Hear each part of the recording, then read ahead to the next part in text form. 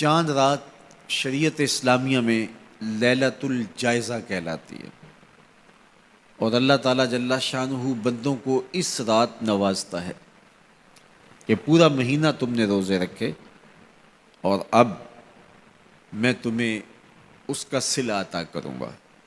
اور لیلۃ الجائزہ میں اللہ عیدی عطا کرتا ہے، اور بندوں کو وہ عطا کرتا ہے جو وہ سوچ بھی نہیں سکتے کہ ہمارا مالک ہمیں کیا کیا عطا کرتا ہے۔ ہر شخص جو عیدی دیتا ہے وہ اپنی طاقت کے مطابق دیتا ہے نا۔ آپ کو بھی بچپن میں عیدی ملتی رہی ہوگی، اب بھی ملتی ہوگی، تو کوئی 10 روپے، کوئی 20 روپے، کوئی 50 روپے، لیکن کوئی ایسا بھی ہوتا ہے کہ جس کے پاس فراوانیاں ہوتی ہیں تو پھر اس کی عیدی تو اس کی عیدی ہوتی ہے۔ تو ہر شخص اپنی کیپیسٹی کے مطابق ہی عیدی دیتا ہے نا۔ تو یار جب ایک عام آدمی 10-20 روپے دے دیتا ہے، لیکن جس کو اللہ نے بڑا نوازا ہو تو وہ پھر 500 روپے کا نوٹ آپ کو دیتا ہے کہ جناب یہ عیدی ہے آپ کی، تو پھر اللہ کتنی عیدی دیتا ہوگا، وہ کتنی کرم نوازیاں فرماتا ہوگا۔ تو یار جب عیدی لینے کا وقت ہو، اس دن ہم بازار میں ہوں، جب عیدی لینے کا وقت، کچھ لوگ اپنے سارے کام اور ساری خریداری چاند رات کے اوپر چھوڑتے ہیں کہ اس رات کو ہم بازار جائیں گے۔ کچھ لوگوں کو شوق ہوتا ہے اس رات بازار جانے کا، حالانکہ بازار شر الاماکن، بری جگہ، سب سے بہتر جگہیں اللہ کے گھر مسجدیں ہیں، اور سب سے بدترین جگہیں بازار ہیں۔ تو مجبوری کے ساتھ بازار میں جایا جاتا ہے، آپ کی مجبوری ہے کچھ خریدنا، اور اگر آپ کاروبار کرتے ہیں تو آپ کی مجبوری ہے کچھ بیچنا، تاکہ آپ اس خرید و فروخت سے اپنے بچوں کا رزق کما سکیں یا اپنی ضروریات کو وہاں سے جا کے خرید کے لا سکیں، تو وہ مجبوری ہے۔ تو مجبوری کے لیے آپ وہاں جا سکتے ہیں، اور ہمیں حکم دیا گیا دیر سے جاؤ جلدی واپس آ جاؤ۔ مسجد میں حکم دیا گیا ہے جلدی جاؤ دیر سے واپس آؤ۔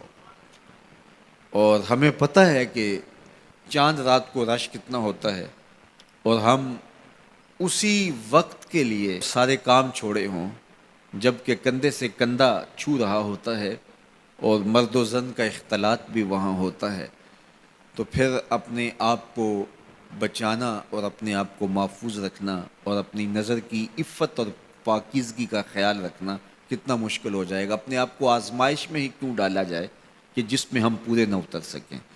تو اس لیے یہ بات ذہن میں رکھیے گا کہ یہ لیلۃ الجائزہ ہے، یہ جھولی پھیلا کے رب سے مانگنے کا وقت ہے، یہ بازاروں میں آوارگی کا وقت نہیں ہے۔ تو یہ رات بھی ہماری اللہ کے حضور عبادت میں گزرنی چاہیے، ذکر و فکر میں گزرنی چاہیے، یاد الہی میں گزرنی چاہیے۔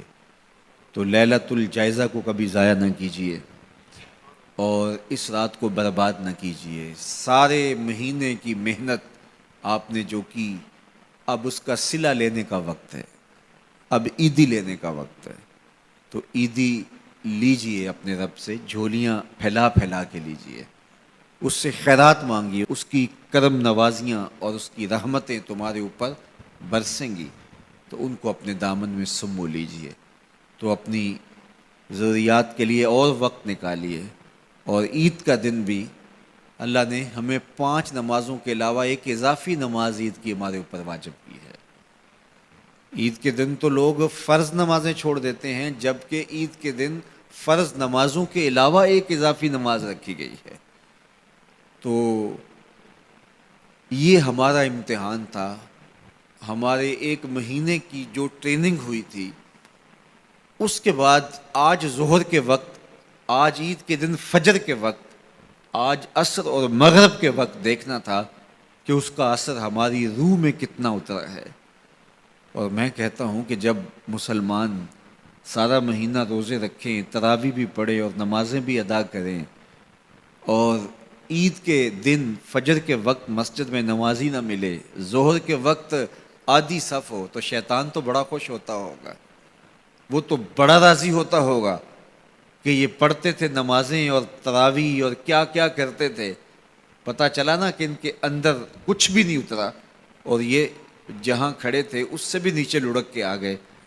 تو شیطان کو کبھی خوش نہ ہونے دینا، اللہ کے حضور سرخروئی اور کامیابی کے لیے دعا مانگتے ہوئے ماہ سیام سے رخصت ہوں۔ یہ گھڑیاں اللہ نے نصیب کی، گنتی کے دن انہیں کہا گیا ہے، تو یہ گنتی کے دن یوں ہی بیت جاتے ہیں اور اسی طرح پوری زندگی بیت جاتی ہے، اور پھر جب آنکھ بند ہوتی ہے تو پھر آنکھ کھلتی ہے کہ ہم زندگی کہاں گزار دی۔ تو آئیے ان لمحوں کو غنیمت جانیے۔